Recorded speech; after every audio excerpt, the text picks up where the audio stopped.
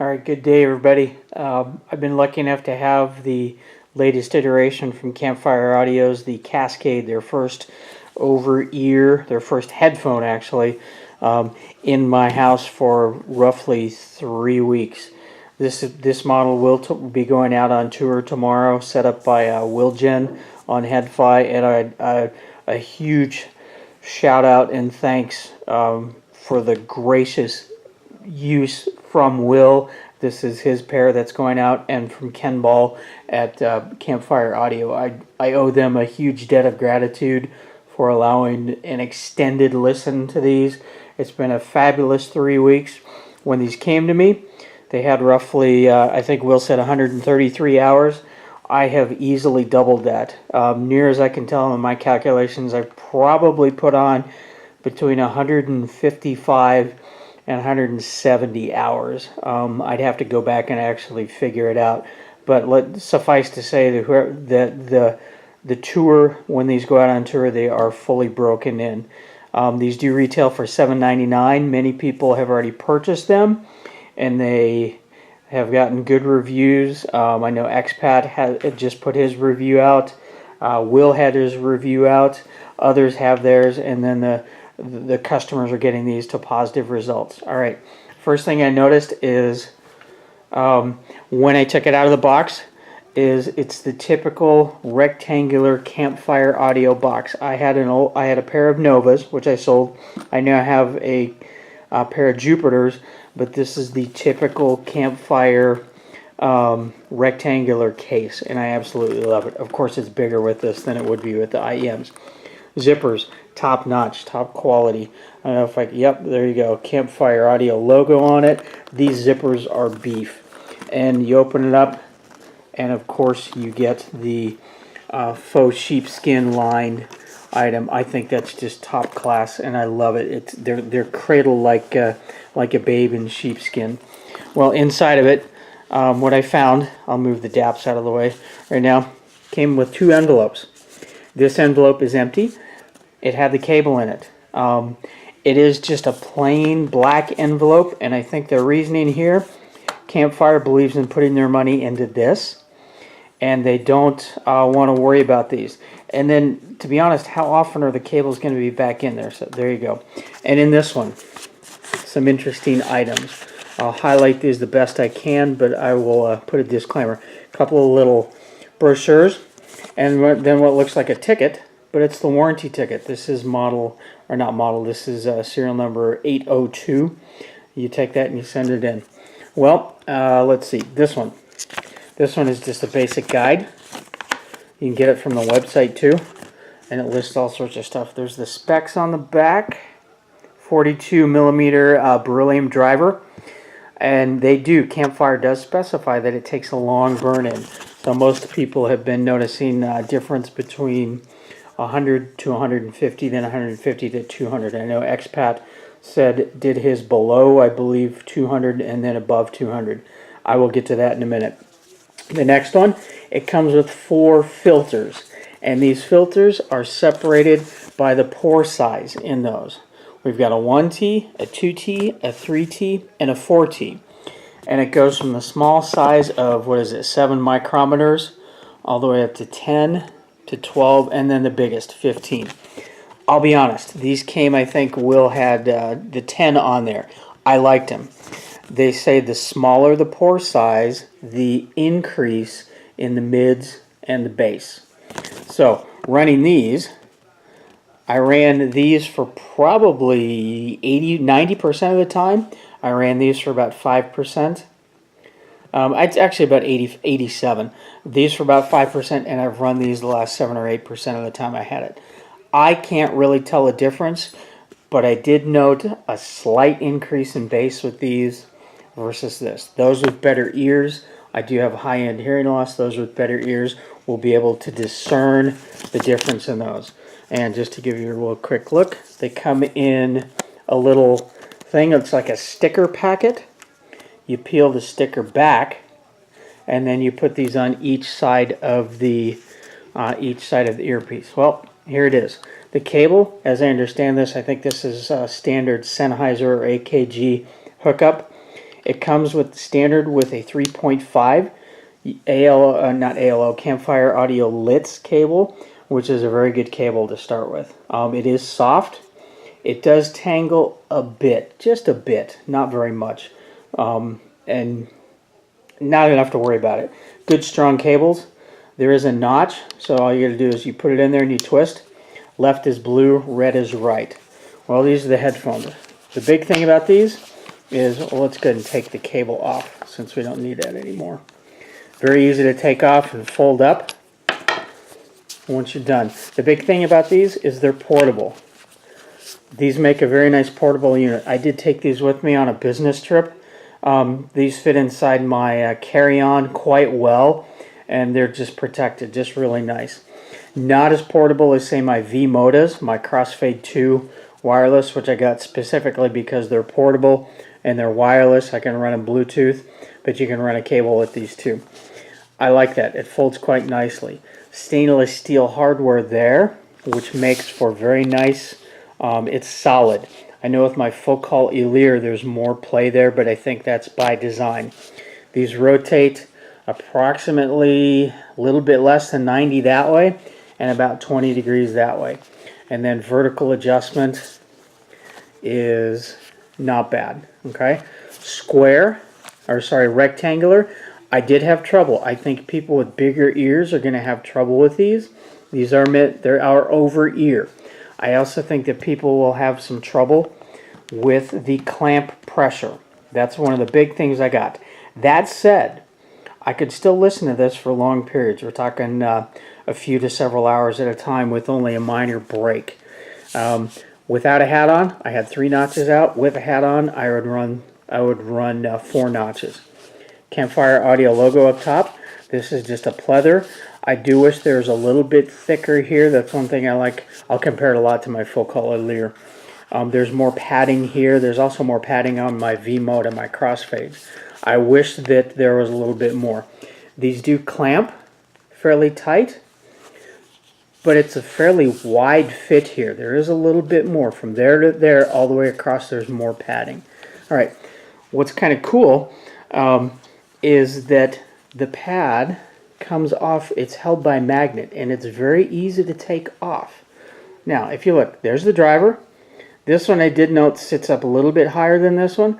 That's the filter right there. That's it. It's just this thin little piece of micro material that is easily adjustable. That's it.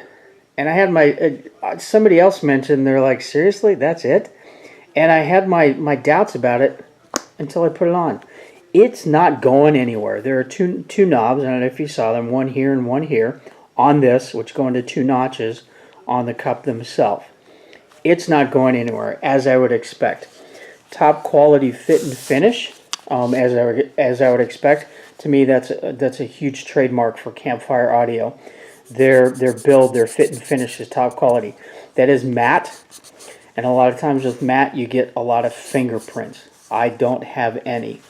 I like the fit and finish. There's no creaking, no groaning.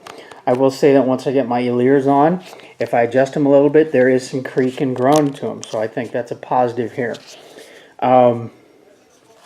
Let's see. I've gotten through fit and finish. This is sheepskin leather. It's wow, just crazy nice to wear. But in warmer temperatures, I could see it getting a little bit warm. Cable, I'll go back to that real quick. You can get all sorts of different cables for this. I know a couple of others use the 4.4 and then they use the 2.5 balance cable. You can do whatever you want with these. So, how do these sound? Well, the second song I listened to was Natalie Merchant and 10,000 Maniacs. These were the days from their wonderful MTV Unplugged album. I was not appalled, but I was shocked at the bass in these. I had to take it off and go, seriously? That's way too boomy. And I immediately contacted Will and talked to him about this, through private message on HeadFi. And he's like, yeah, they're crazy bass, aren't they? And it was then I asked him how many hours in. Well, funny thing, within about 20 hours, so right at about the 150-hour mark, which is what they recommend, to me, to my ears, the bass settled down. and I purposely played that same song over and over at specified times, and it does. The beryllium driver does break in. I would have said, wow, I'm not keeping these because that bass was too much. But it settled in. These definitely, the keynote of these, the grab ya is definitely the bass note in this. It's very good bass note. It's pretty bass heavy. I believe somebody called it their end game, referring to closed ear headphones, and they've been looking for a long time, and apparently it knocked off that person's top of the line closed ear. So that says it. To me, there is a little bit of the mids are recessed a little bit as a result of the bass. The bass can overshadow that. And to me, even with my ears, I think the treble, it doesn't roll off, but the treble doesn't, it stops just short of that sparkle that you want at the top end. And if me, someone who has high-end hearing problems, wants a little bit more sparkle in the treble at the top, then you might think about that. Overall, though, I think it's a wonderful sounding headphone. It's really, really good. Quite often when I get these things, I go, wow, what can I do? What can I sell to replace this? I had the same thought with this, but then I thought, no, I want to see what their second coming of this comes. Because if you remember, they came out with the Nova and the Jupiter in their IEMs first. What followed the Jupiter? The Andromeda. And what followed the Andromeda? The Vega lineup. So the Jupiter is very, very good. The Andromeda is simply superb, and the Vega, a lot of people say it's on par. It's even with the Andromeda. Well, if the Jupiter is their first iteration, I equate that to this. I want to know what's coming down the road from Campfire Audio in this regard. This fits very, very well in the $500 to $1,000 market. I think it's an excellent attempt. It is closed back, so the soundstage isn't going to be as wide as others. It's not nearly as wide as my ears, when that makes sense because, well, they're wider. I would say treble-wise, it's toned down compared to my crossfades. In fact, my crossfades are a little bit bitey, especially going from this straight to the V-motos, and I can't listen to them nearly as long. I also think fit with these is on par. The V-Moda grab a little bit more, but when you think V-Moda is mainly a DJ headphone, then they've got to stay on. But again, these don't go anywhere. I lived with the tight fitting, and I did actually get used to it. All right. If I had to boil this down to two words, clarity and detail, which when you think of a bass-heavy headphone, you don't normally think of clarity or detail. But the layers on this, the layers are superbly presented. Just excellent detail. I can tell exactly where everything is, even though it's somewhat intimate due to the soundstage. It's still pretty darn wide for, I think, for a closed-back headphone. But I can't get over it. The bass. The bass is the keynote of this. That's the bass on this is it's very, very grabby. It will reach out and grab you and go, all right, hope you're here for a good ride, because it is going to be a good ride. When I first saw the pictures of these, I thought, wow, that's really, really clunky looking. But in hand, well, there's my hand for comparison.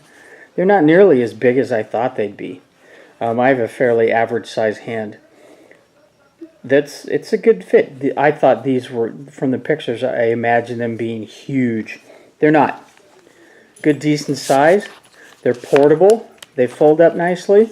The quality of these is really good. Now, what did I use? I used mainly my Opus number 2. And I would say, if I had to define this besides detail and clarity, that's a pair of headphones that Bob Marley would be proud of. They're really, really good. I did probably 90% of my listening through my Opus number 2. I did listen to the 1S, and then for giggles, I kicked on my old FIO X5 3rd generation. I just cleaned that. That's silly. Last night. I gotta say that title through the X5, I did not use the A5, I just keep it clamped up, was as good as anything I've ever hooked to that. I was extremely impressed. It's kind of like bringing out an old friend. This, of course, is my reference standard, but the synergy between the X5 third generation title, and I did use cards, was fantastic. Those two paired together are very, very good. I know that things have passed this by. There are a couple that have replaced it, but if you're lucky enough to have one of these as your old standby, that would be a very, very good pairing. This is stunning. This combination. This is my referenced app, and it will be for a very, very long time. But it's nice to bring out an old friend like this. I was very, very impressed and very happy that the sound of that. I think the sound of this was slightly warmer than this. This is about as neutral in my mind as you can get DAP wise, and the FIO is a little bit warmer. Well, you combine that with this and you've got a fairly warm setup. These are on the warmer side. These are definitely not neutral bass, and I think if I had to make a suggestion, I would probably extend the treble on this a little bit more, let them sparkle a little bit. I think it would open up that top end just enough to make these compete with things twice the price. I know there's a lot, oh, it punches way above its weight. I think this punches exactly right where it's supposed to be. In that $500 to $1,000 bracket, it's pretty much smack dab right in the middle at $800, but I'm loath to use punches above its weight. I think this represents that price point very, very well, the $500 to $1,000 price point. So there you go. I suggest you audition cables. You take a couple of your favorite DAPs with you if you can go, and listen. But based upon the reviews, very few, there have been very few that have come out with downsides. But I would be loath if I didn't mention how I felt the treble on this let me down a little bit. Is it enough that if I was in the market to dissuade me from getting something like this? Probably not, because it does represent what Campfire Audio presents in their sound signature, and I like it very much. Just like I like the Opus sound signature, and I like the FIO sound signature in that, I like the Campfire Audio signature, and it would be a very good addition, or a very good save your money and first headphone for this. So again, I want to thank Will, and I want to thank Ken Ball from Campfire Audio for giving me the extended listen on this. He contacted me, Will contacted me, and I jumped at it. I said, well, yeah, and I asked him how long I could have it, and he said, I'll let you know. That's pretty cool. I like that. If you're lucky enough to hear these, go listen. I think they're well worth a listen. You'll have to read my review to see how I actually rated these. I think I pretty much covered it here. So, Campfire Audio, Cascade, sheepskin leather, very nice. The filters, those of you with much better hearing than my old tired ears, you'll definitely be able to get something out of those 4 filters. Play with the cables, top quality. They're portable. This would be a commuting rig that I would be, or a desk rig like at the office, that would be wonderful to have. Excellent bass, pretty much controlled with a little bit of bleed into the mids. The mids to me as a result are recessed. I wish they were pushed out a little bit more to kind of even things out. And then the treble. I think they could have extended the high end a little bit to give it a little bit more sparkle. But this is the first headphone I've had with this much bass that can have this much clarity and this much detail. Alright, Campfire Audio Cascade retails for $7.99. They're a hot item right now. I like them despite the fact that everybody else does. I think it's a good critter to look at. Alright, one last look at their logo. Cascade. I purposely didn't show you the box. I wanted to focus on that, but it's a typical Campfire Audio box. Campfire Audio Cascade. Take care, everybody. Bye.